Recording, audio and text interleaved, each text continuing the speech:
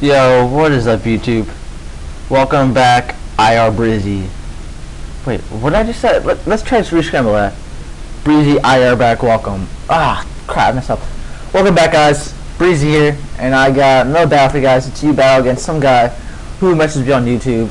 And a little heads up, I'm sorry for the staticky from my mic. It's kind of broken, and I will try my best to get a new one as soon as I can. So just bear with me until I get one, and everything will go great. So let's get back to battle. We didn't miss that much.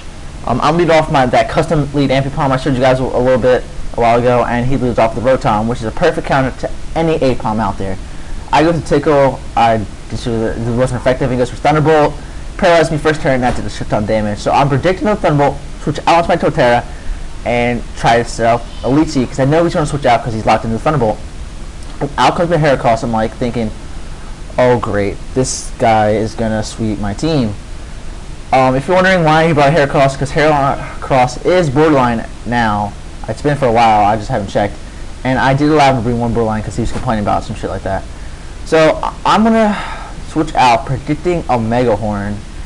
And didn't see what I can have take it, but I did have one guy that resists the Mega Horn, which could kind of help me in this battle. But he doesn't go for the Mega Horn, he goes into a Facade. And look at that damage. That did a lot of damage, but that shows the natural bulk of Heracross right there. Like, Heracross's bulk is defense is pretty cool. So knowing I'm not going to live another Facade, I'm going to switch out, because I'm just going to keep switching out until that toxic damage and that Leech Seed damage just keeps building up on him, where I will be able to KO him with a reasonable range with like a nice attack. So I do guess the Facade again, and I just bring my Claydol to take some damage. And that's just what I'm trying to do. Like, look, yeah, I'm sorry guys. That Toxic and Leech Seed damage is going to keep catching up on them. So I know a Mega Horn is super effective on this guy as well. So I just switched out because I really want to save this guy for later. And I saw my Torterra, I just might able to send him in, and he goes for a Mega Horn. I'm like, oh, if he had a Facade, went for Facade, I probably could have just used this guy's Death Art to drain that Leech Seed and Toxic Orb damage. And after that, I believe he is in around red HP, which is pretty cool. So I believe I can bring my Heracross, my Houndoom safely, and go for a Flamethrower and KO that Heracross. And that's what I'm going to attempt to do. But unfortunately for me, he switches out into a Lantern, and it does resist the Flamethrower, and that's kind of not that great. And I'm thinking here, I won't be able to kill with the Dark Pulse, even with a Life Orb, so I am going to switch out into my Poliwrath, predicting the Surf, and if that is the case, I will gain HP thanks to its ability on Water Absorb, but unfortunately for me, he goes for a Thunder Wave. The Thunder Wave does not really, what's that word? Limit my Poliwrath, because it doesn't really, I don't use him for that much, and when I do use him, he phases right through the Parahax. And this turn he goes for Confuse Ray and try and get double hacks on me. But that's not the case. I make the attempt to go for the Hypnosis, and it hits, which is awesome. I go through the Confusion, I go through the Parahax, which is pretty awesome. So this turn, I'm not going to bulk up. All I have is a Waterfall, which is I really don't think it, and I have the Brick Break. So I'm going to make the attempt to go for the Brick Break, get some damage off this guy, because I didn't really have anything else. So I snap out Confusion, and I go through the Para again, which is pretty awesome. So I am able to get the Brick Break off and get some damage off before this guy wakes up.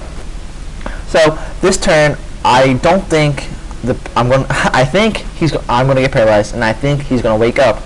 So either case, I'm going to switch out, predicting a Thunderbolt if he does wake up, and I'm going to go into my Claydol, which resists the Thunderbolt completely, which is awesome for me.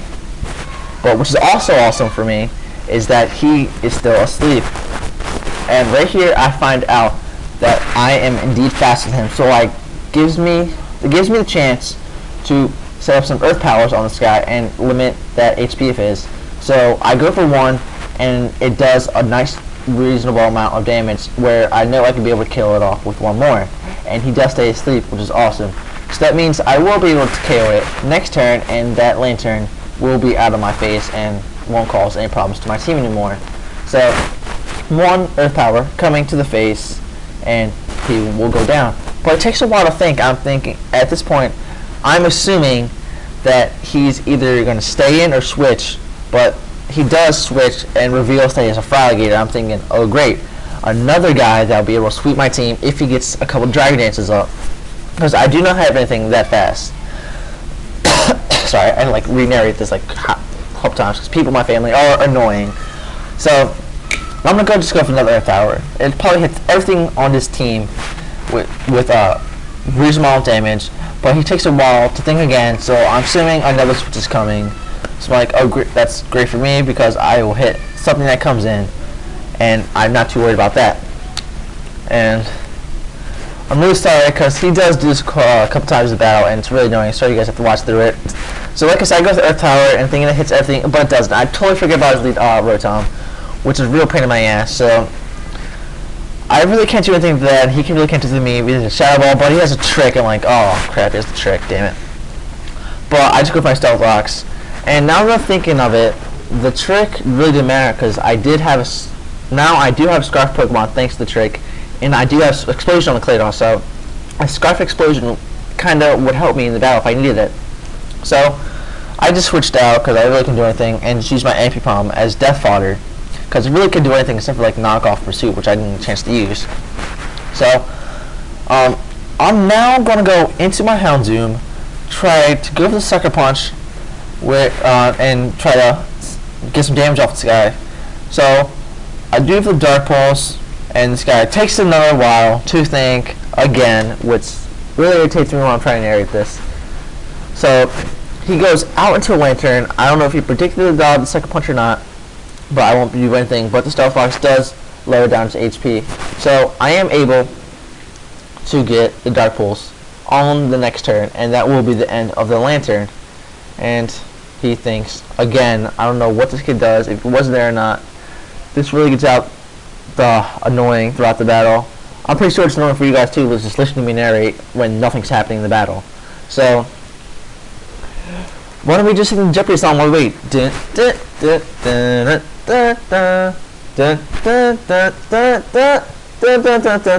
don't think you guys like that either. So just in time, before you hear my terrible singing, I get the Dark Pulse up, and that's done of the Lantern. So I'm looking good here because after that trick, I thought I was going to lose this battle. Well, so out comes the Donphan, and I'm thinking that a Dark Pulse and a Flamethrower won't do anything, won't be enough to KO the Donphan. So I'm going to switch out, predicting an Earthquake, and I switched it to my Leafeon. Sorry about that. And I was right. I do take the Earthquake very well because Leafeon is very bulky on the defensive side. So I'm gonna go for the Leaf Blade because it pretty much hits all his team very well for neutral damage or super effective damage. And that's what I just do for the rest of the battle. So he switches out into Rotom, and that will do a lot of damage to the Rotom. I believe I invested in speed, defense, and attack because this is a baton passing set with Fish, Baton, Swords Dance, and Leaf Blade. It's a little bit mix of both, which I like to do.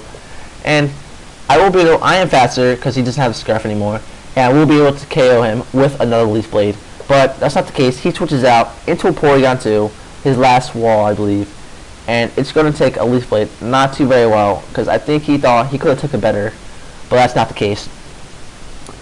And that is enough damage for me just to KO with another Leaf Blade next turn. And that's exactly what I aim to do, and it's exactly what I accomplish. So there goes that Leaf Blade, and there goes that little robotic duck thing down and out of my face. So out comes his his bug hair cross thing, and I'm not thinking I will outspeed it, and he goes for a Mega Horn. I'm predicting the Mega Horn. So I switch out into the only guy that resists the Mega Horn, and hopefully I do live it.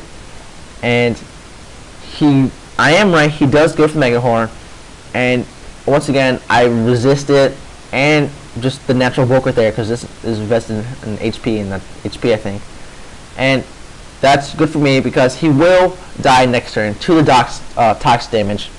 And I will just have to fodder out my Poliwrath, and that is really good, because that guy would have caused problems to my team if I didn't KO him this turn, or KO himself, whichever you want to call it. So I'm going to go into my Leafeon, because I know, or do I go into, yeah, I believe so, because it hits the rest of his team, regardless of their typing, and it's really going to help me, because this Leafeon gets the mini sweep and KOs 4 of his Pokemon, I believe. Because Leafeon is pro like that, probably one of my favorite UU Pokemon in the game. So I'm just going to do a Leaf Blade, because it's my only attack I have on Leafeon, and it's just going to hit the rest of his team right in the face, and I'm just going to get the sweep. So down goes the Rotom. Not much of a fight this turn, because that Scarf is down. And now comes the Alligator, and I know I'm going to be able to KO him with a Leaf Blade. Stab, super effective, and it's just pro like that. So there goes the Leaf Blade, and down goes the freaking alligator looking dude. And now he's down to his final Pokemon, which is the Donphan, and I will be able to take this win, and yeah. So even if he goes for the Ice Shard, which I know he will, and he gets a crit, I know I'll be able to live at least 5 of them, because it's not stab, and Leafeon is very bulky, like I said before. And he takes another time to think. I'm like, oh, dude, that was over. Why you don't have to switch out, dude? Because I just want to win this battle, because this is pretty over. Because I battled this guy before, and our first battle, right? And he brought two Borderlines, and he broke Sleep Claws. I'm like, oh, dude, come on, battle me when you run the rules. So Ivor's right. He goes Ice Shard, and I go for the Leaf Blade, and that looks like a 2-hit KO. And that is the case. So next turn, he's going to go for the Ice Shard. I'm going to live it, and I will KO him with the Leaf Blade. So that was a really good battle. I forget your name, dude. I'll put your link in the channel, because I know you do. I just forgot your name. So there goes the Leaf Blade. Good game, man. I'll see you guys later. And wait, what's this? Wait, what's happened? What is that? What happened? He DC'd on me.